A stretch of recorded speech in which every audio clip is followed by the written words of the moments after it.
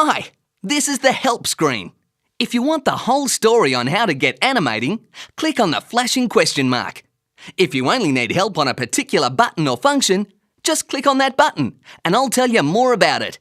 And to leave this page, just click on Return. With this program, you can create your own cartoons starring me and all the gang from Bushtown. You make each cartoon using the same simple steps. So once you've made one, you'll find the rest just get easier and easier. Oh, and to stop me talking, just click your mouse button. Now let's start. This is the work page. As you create your cartoon, it will appear on the stage in the middle. Your cartoon is made up of separate scenes with a title and an ending. When you've created all the scenes, you can play your complete cartoon through from beginning to end. The scenes are shown below the stage, here. First of all, your cartoon will need a title. Each time you start a new cartoon, this will be your first step. To choose the title, click on this button. Now, here's a new window. You'll be seeing quite a few of these. Here's where you choose all the fun bits and pieces to put on the stage.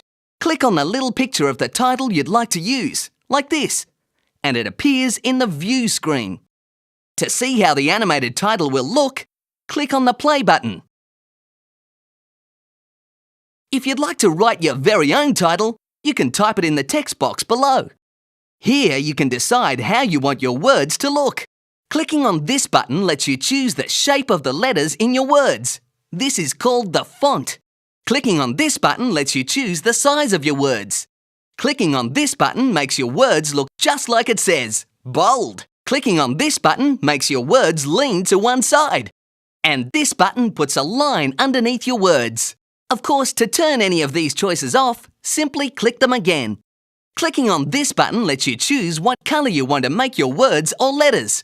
Click on the colour you want from the list. Now you've decided how you want your words to look, you can type them in the text box. You must limit your words to the size allowed. What you see is what you get.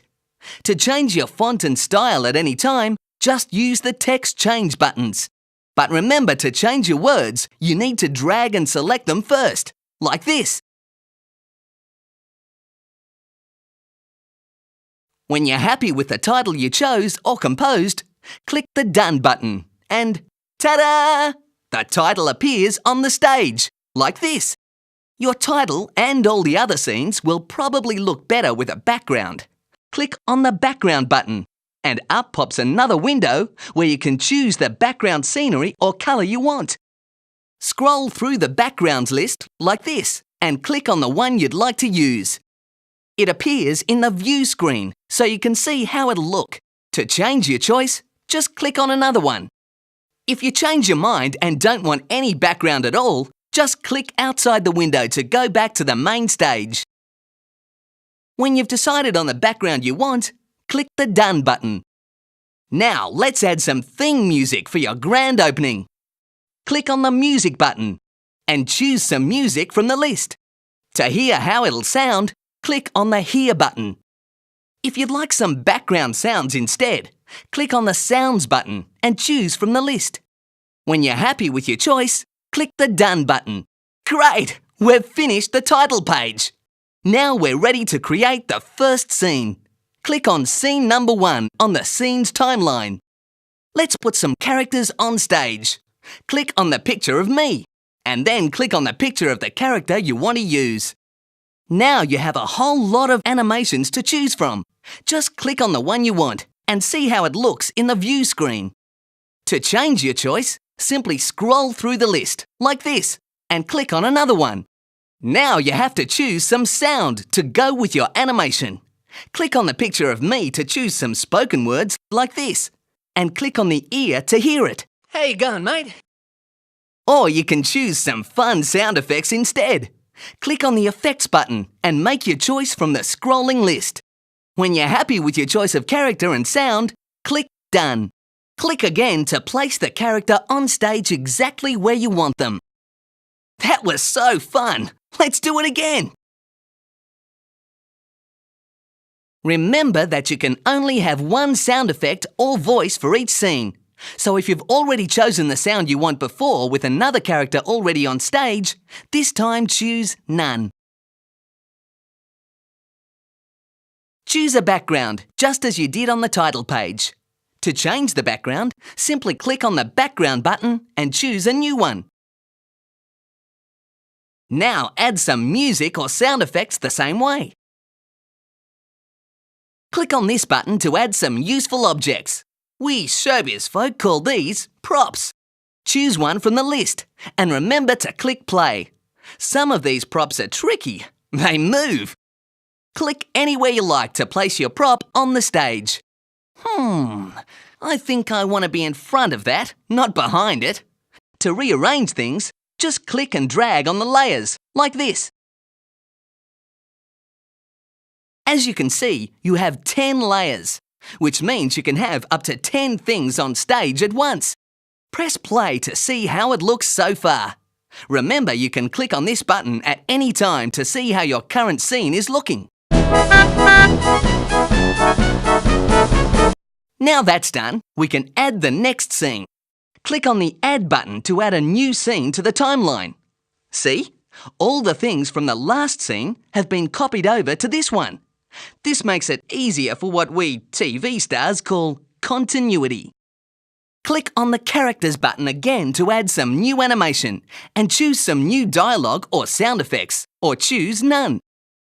If you put me on stage exactly on top of myself, you'll replace me with my new animation. Otherwise, just put me down somewhere else. I've always wanted a twin brother. If you already have too many things on stage, just drag what you don't want into the rubbish bin. And if you want to get rid of everything for a complete change of scene, click on the rubbish bin to clear the whole stage.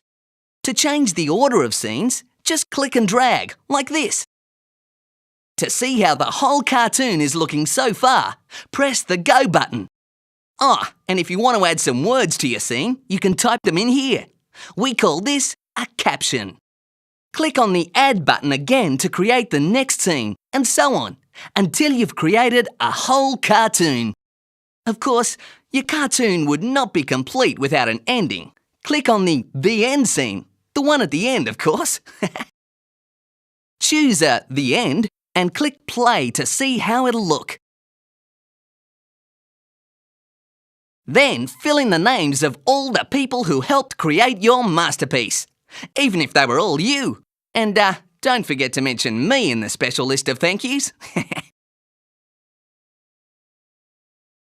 Your cartoon is now finished, with a title, your animation, and an ending.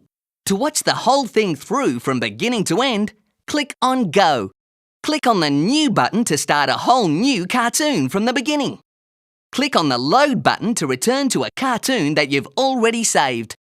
Click on Export to save your cartoon as a movie. Then you can email it to your friends, or just play it on your computer to show your family.